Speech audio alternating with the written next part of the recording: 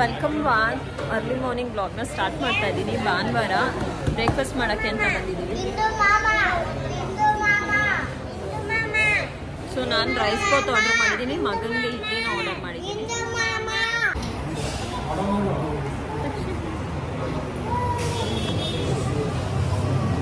ಇಡ್ಲಿ ತೊಗೊಂಡಿದ್ದಾರೆ ನನ್ನ husband ನಿಕ್ಕಿತು. ಕೃತಿನ್ಗೆ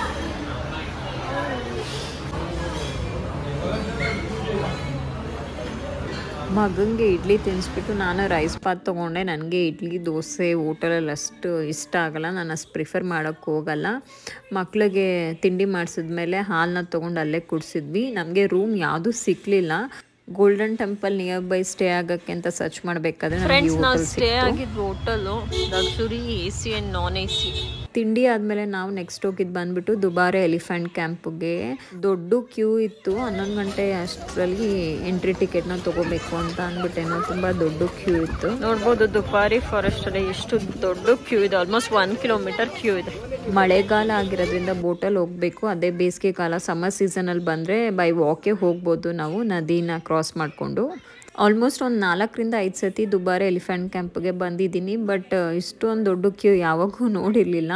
just ಒಂದು 200 to 300 metres ಬೋಟಲ್ಲಿ ಬಿಡ್ತಾರೆ. ನೋಡ್ಬೋದು ಬರಬೇಕಾದ್ರೆ ಮತ್ತೆ ಕ್ರಾಸ್ ಮಾಡೋಕ್ಕೆ ಬೋಟ್ಗೆ ಮತ್ತೆ ಕ್ಯೂ ಇದೆ. ಫಸ್ಟ್ ಟೈಮ್ ಇಷ್ಟು ದೊಡ್ಡ ಕ್ಯೂನ ನೋಡ್ತಾ ಇರೋದು. ಮಕ್ಕಳು ತುಂಬಾ ಇಷ್ಟಪಟ್ಟರು. ಫ್ರೆಂಡ್ಸ್ ನೋಡ್ಬೋದು ದುಬಾರೆ ಫಾರೆಸ್ಟ್ ಒಂದು 7-8 ಆನೆಗಳೇ ಇದ್ದಾವೆ. 1-2 ನಾವು ಮಕ್ಕಳಿಗೆ ಆನೆಗಳನ್ನೆಲ್ಲ ತೋರಿಸ್ಕೊಂಡು ಈ ಕಡೆ ನದಿ ಹತ್ರ ಕೆಲವೊಂದಷ್ಟು ಫೋಟೋಸು ವೀಡಿಯೋಸ್ ಎಲ್ಲ ತೊಗೊಂಡ್ವಿ. ಆನೆಗೆ ಬೇಕಂದರೆ ಸ್ನಾನನೂ ಮಾಡಿಸ್ಬೋದು ಮಕ್ಕಳೆಲ್ಲ ಇಷ್ಟಪಟ್ಟರೆ. ಅದಕ್ಕೇನೋ ಒಂದು ಸತಿಗೆ 250 ರೂಪಾಯಿನೋ ಚಾರ್ಜ್ ಮಾಡ್ತಾರೆ. ಫುಡ್ ಕೊಡೋಕ್ಕೆ 50 ರೂಪಾಯಿ.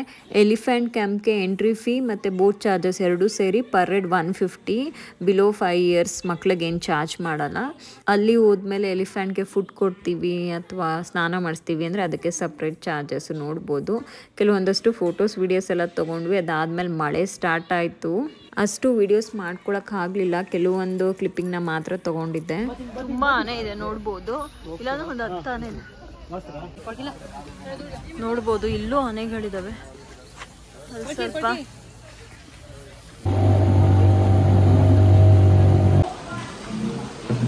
ಫ್ರೆಂಡ್ಸ್ ನಿಸರ್ಗ ಧಾಮಕ್ಕೆ ಬಂದಿದ್ದೀವಿ. ಫುಲ್ಲು ಮಳೆ, ವೆಯ್ಟ್ ಮಾಡೋಕ್ಕೆ ಆಗ್ತಿಲ್ಲ. ಫುಲ್ ಬಟ್ಟೆ ಎಲ್ಲ ಒದ್ದೆ ಆಗ್ಬಿಟ್ಟಿದೆ. ದುಬಾರೆ ಎಲಿಫೆಂಟ್ ಕ್ಯಾಂಪಲ್ಲಿ ಕಂಪ್ಲೀಟಾಗಿ ನೆಂದ್ಬಿಟ್ಟಿದ್ವಿ. ಬಟ್ಟೆ ಚೇಂಜ್ ಮಾಡಿಕೊಂಡು ಮತ್ತೆ ನಿಸರ್ಗ ಧಾಮಕ್ಕೆ ಬಂದ್ವಿ. ಅಲ್ಲೂ ಮಳೆ ಸ್ಟಾರ್ಟ್ ಆಗೋಯ್ತು. ನೆಂದಿ ಬಾಡಿ ಫುಲ್ಲು ಕೋಲ್ಡ್ ಆಗಿಬಿಡ್ತು. ಸೊ ಅದಕ್ಕೆ ನಿಸರ್ಗಧಾಮದಲ್ಲೇ ಊಟ ಮಾಡೋಣ ಅಂತ ಅಂದ್ಬಿಟ್ಟು ಒಂದು ಹೋಟೆಲ್ಗೆ ಬಂದ್ವಿ. ಇಲ್ಲಿ ಸಂಡೇ ಆಗಿರೋದ್ರಿಂದ ವೆಜ್ಜು ನಾನ್ ವೆಜ್ ಎರಡೂ ತೊಗೊಂಡ್ವಿ. ಊಟ ಓಕೆ ಚೆನ್ನಾಗಿತ್ತು. ಅಲ್ಲಿನ ಸ್ಪೆಷಲ್ ನಾನ್ ವೆಜ್ಜೇ ತೊಗೊಂಡ್ವಿ. ಊಟ ಆದಮೇಲೆ ನಿಸರ್ಗಧಾಮದಲ್ಲಿ ಕೈಯಲ್ಲಿ ಬರ್ಡ್ಸ್ ಇಟ್ಕೊಳಕ್ಕೆ ಕೊಡ್ತಾರೆ ಅಂದರು. 500 ಮೀಟರ್ಸ್ ಒಳಗಡೆ ನಡ್ಕೊಬಂದರೆ ಈ ಪ್ಲೇಸ್ ಸಿಗುತ್ತೆ. ಇಲ್ಲಿ ಬರ್ಡ್ಸ್ ಎಲ್ಲ ಕೈಯಲ್ಲಿ ಇಟ್ಕೊಳಕ್ಕೆ ಕೊಡ್ತಾರೆ. ಪರ್ ಬರ್ಡ್ ಚಾರ್ಜ್ ಮಾಡ್ತಾರೆ. ಮಕ್ಕಳೆಲ್ಲ ಇಷ್ಟಪಡ್ತಾರೆ ಅಂತ ಈ ಪ್ಲೇಸಿಗೆ ಬಂದ್ವಿ. ಅವಾಗ ಸ್ವಲ್ಪ ಮಳೆ ನಿಂತಿತ್ತು. ಮಳೇಲಿ ನೆಂದಿ ಸಾಕಾಗಿ ಹೋಗ್ಬಿಟ್ಟಿತ್ತು. Welcome back. ನಿಸರ್ಗಧಾಮಕ್ಕೆ ಬಂದಿದ್ರು. ಇಲ್ಲಿ ಬರ್ಡ್ನ ಕೈಯಲ್ಲಿ ಇಟ್ಕೊಳಕ್ಕೆ ಕೊಡ್ತಾರೆ. ಎಂಟ್ರಿ ಫೀಸ್ ಬಂದ್ಬಿಟ್ಟು 30 ರೂಪೀಸು. ಬರ್ಡ್ ಇಟ್ಕೊಳಕ್ಕೆ 60 ರೂಪಾಯಿ. ನೀವು ನಿಸರ್ಗಧಾಮ ಅಲ್ಲೇ ಎಂಟ್ರಿ ತೊಗೊಂಡ್ರೆ ಅದು 6 ರೂಪೀಸ್.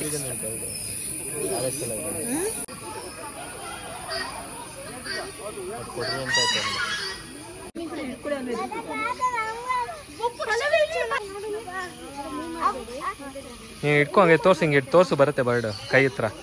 ಅಲ್ಲಿ ಅವರು ಫುಡ್ ಕೊಡ್ತಾರೆ. ಕೈಲಿ ಫುಡ್ ಇಟ್ಕೊಂಡ್ರೆ ಪಕ್ಷಿಗಳು ಬಂದು ಕುತ್ಕೊಳ್ತವೆ ತಿನ್ನೋಕ್ಕೆ ಅಂತ ಅಂದ್ಬಿಟ್ಟು. ಇದು ಒಂದು ಚಿಕ್ಕ ಬರ್ಡ್ ಇದೆಯಲ್ಲ, ಇದು ಫ್ರೀ ಎಂಟ್ರಿಲಿ. ನಾವು 60 ರೂಪಾಯಿ ಕೊಟ್ಟು ತೊಗೊಂಡಿರ್ತೀವಲ್ಲ ಅದರಲ್ಲೇ ಇನ್ಕ್ಲೂಡು. ಈ ಪಕ್ಷಿ ಜೊತೆ ಫೋಟೋ ತಕ್ಕೊಳ್ಳೋಕ್ಕೆ ಪರ್ ಹೆಡ್ 60 ರೂಪಾಯಿ ಚಾರ್ಜ್ ಮಾಡ್ತಾರೆ. ಇದನ್ನ ಇಟ್ಕೊಳ್ಳೋಕೆ ನಂಗೆ ತುಂಬಾ ಭಯ ಆಯಿತು. ವಿಡಿಯೋ ಮಾಡ್ಕೊಂಡಿರಲಿಲ್ಲ. ಅದಾದಮೇಲೆ ಮಕ್ಕಳು ತುಂಬಾ ಎಂಜಾಯ್ ಮಾಡಿದ್ರು. ಕೊನೆಯಲ್ಲಿ ನಾವು ಇಟ್ಕೊಂಡಿದ್ದು ಈ ದೊಡ್ಡ ಪಕ್ಷಿ ಅಂತೂ ಇಟ್ಕೊಳ್ಳೋಕ್ಕೆ ನಂಗೆ ತುಂಬಾ ಭಯ ಆಗ್ತಿತ್ತು. ಅದು ಕ್ಲಿಬ್ಬೆಲ್ಲ ತಲೆಗೆ ಹಾಕಿದ್ದು ಕ್ಲಿಬ್ಬೆಲ್ಲ ಕಿತ್ಕೊತಾ ಇತ್ತು. ಕಂಟಿನ್ಯೂಸ್ ಆಗಿ ಮಳೆ ಬರ್ತಾನೆ ಇತ್ತು. ಮತ್ತು ವಾಪಸ್ ಮನೆ ಕಡೆ ಹೊರಟ್ವಿ, ಮಳೇಲಿ ನೆಂದ್ಬಿಟ್ಟಿದ್ವಿ.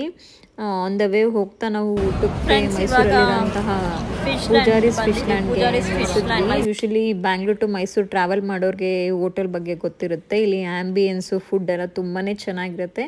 ಸ್ವಲ್ಪ ಎಕ್ಸ್ಪೆನ್ಸಿವ್, ಬಟ್ ಟೇಸ್ಟು ಹೈಜೀನ್ಗೆಲ್ಲ ಬೆಸ್ಟ್ ಹೋಟೆಲ್ ಅಂತಲೇ ಹೇಳ್ಬೋದು.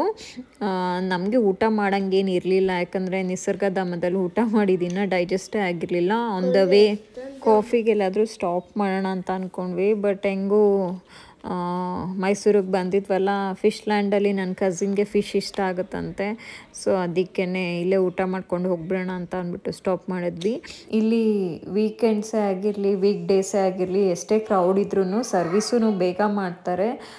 ಅದೊಂದು ಬೆಸ್ಟ್ ಪಾರ್ಟ್ ಅಂತಲೇ ಹೇಳ್ಬೋದು. ಎಲ್ಲ ಆದಮೇಲೆ ನಾವು ಊಟ ಮಾಡಿದ್ವಿ. ಮಕ್ಕಳಿಗೆ ಪಾಲಕ್ ಕಿಚಡಿ ತೊಗೊಂಡ್ವಿ, ಅದನ್ನು ತುಂಬಾ ಚೆನ್ನಾಗಿತ್ತು. ಫಸ್ಟು ಚಿಕನ್ ಸೂಪ್ನ ಆರ್ಡರ್ ಮಾಡಿದ್ವಿ, ಅದಾದಮೇಲೆ neer dosa, Mangalore style chicken curry, chicken sukka, chicken lollipop, anjal tawa fish ಫ್ರೈನ ಆರ್ಡರ್ ಮಾಡಿದ್ವಿ.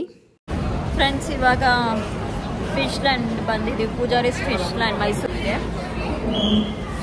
ಚಿಕನ್ ಸೂಪ್ ಒಂದೇ ತೊಗೊಂಡ್ವಿ 1/2, ಬಟ್ ತುಂಬಾ ಇಷ್ಟ ಆಯಿತು. ಮಕ್ಕಳು ಇಷ್ಟಪಟ್ಟು ಕುಡಿದ್ರು. ನನಗೆ ತುಂಬ ಇಷ್ಟ ಆಗಿದ್ದು ಚಿಕನ್ ಸುಕ್ಕ. ನೀರು ದೋಸೆ ಜೊತೆ ತುಂಬಾ ಚೆನ್ನಾಗಿತ್ತು. ಅದರಲ್ಲಿ ತೆಂಗಿನಕಾಯಿ ತುರಿ ಜಾಸ್ತಿ ಹಾಕಿ ಮಾಡಿರ್ತಾರೆ, ಮ್ಯಾಂಗ್ಳೂರ್ ಸ್ಟೈಲ್. ಎಲ್ಲ ಐಟಮ್ಸು ಮೈಲ್ಡಾಗಿ ಚೆನ್ನಾಗಿತ್ತು. ನಾವು ಸ್ವಲ್ಪ ಖಾರ ಕಡಿಮೆ ಇರೋದ್ರಿಂದ ನಮಗಂತೂ ತುಂಬಾ ಇಷ್ಟ ಆಯಿತು. ಮಕ್ಕಳು ಇಷ್ಟಪಟ್ಟು ತಿಂದರು.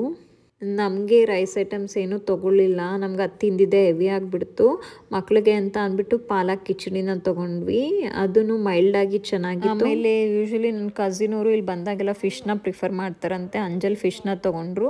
ಮಕ್ಕಳಿಗೆ ನೀರು ದೋಸೆ ಮತ್ತು ಪಾಲಕ್ ರೈಸ್ನ ತಿನ್ನಿಸ್ಬಿಟ್ಟು ನಾವು ಲೈಮ್ ಸೋಡಾ ತೊಗೊಂಡ್ವಿ. ನನ್ನ ಹಸ್ಬೆಂಡ್ ಲೆಮನ್ ಟೀ ತೊಗೊಂಡ್ರು. ನಾನ್ ವೆಜ್ ಊಟ ಆದಮೇಲೆ ಬೀಡ ತೊಗೊಳ್ದಿರೆ ಹೇಗೆ ಎಂಡ್ ಮಾಡೋದು, ಸೊ ಈಚೆ ಬಂದಮೇಲೆ ಚಾಕ್ಲೇಟ್ ಬೀಡಾನ ತೊಗೊಂಡ್ವಿ. ಫ್ರೆಂಡ್ಸ್, ಹೋಪ್ ನಿಮಗೆ ನಾನು ಮಾಡ್ತಾ ಇರೋ ವಿಡಿಯೋಸ್ ಇಷ್ಟ ಆಗ್ತಿದೆ. ಇಷ್ಟ ಆದರೆ ದಯವಿಟ್ಟು ಸಪೋರ್ಟ್ ಮಾಡಿ, ಸಬ್ಸ್ಕ್ರೈಬ್ ಮಾಡ್ಕೊಳ್ಳಿ, ಲೈಕ್ ಮಾಡಿ, ಶೇರ್ ಮಾಡಿ, ಪಕ್ಕದಲ್ಲಿರುವಂಥ ಬೆಲ್ ಐಕಾನ್ನ ಪ್ರೆಸ್ ಮಾಡಿ, ಸೊ ದಟ್ ನಾನು ವಿಡಿಯೋ ಹಾಕಿದ ತಕ್ಷಣ ನಿಮಗೆ ನೋಟಿಫಿಕೇಷನ್ ಸಿಗುತ್ತೆ.